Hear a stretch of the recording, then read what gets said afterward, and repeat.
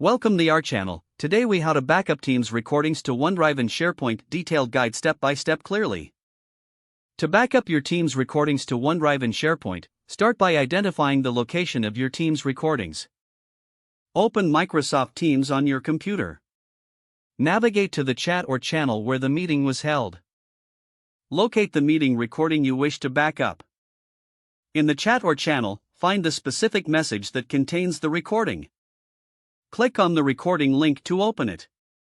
Once the recording is playing, look for the More Actions option represented by 3 dots. Click on More Actions, then choose Open in OneDrive. The recording will open in OneDrive, where you can see its details. To download the recording, click on the download icon. Choose a convenient location on your computer to save the recording. Next, to backup the recording to SharePoint, open your SharePoint site. Navigate to the document library where you want to store the recording. Click on the Upload button, then select Files from the drop-down menu.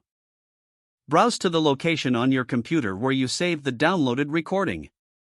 Select the recording file and click Open to upload it to SharePoint. Once the upload is complete, ensure that the file appears in your document library. You can also organize your recordings into folders for easier access. Consider setting permissions to control who can view or edit the recordings. Lastly, verify that the backup is successful by checking the playback of the recording in SharePoint. By following these steps, you can effectively backup your Teams recordings to OneDrive and SharePoint for future access. If the page does not load, refresh the browser or try again in a private or incognito window. Make sure you are using the correct email address, then retype it carefully to avoid small typos. If your password is not accepted, use the reset option and create a new strong password you can remember. Check your spam folder for verification or security emails, then complete any requested confirmation steps. Enable two-factor authentication if available to improve account security and reduce unauthorized access risk. After signing in, review your profile details so your contact information and settings are accurate and current. If you see an error message, note it down and try again after restarting your device and internet connection.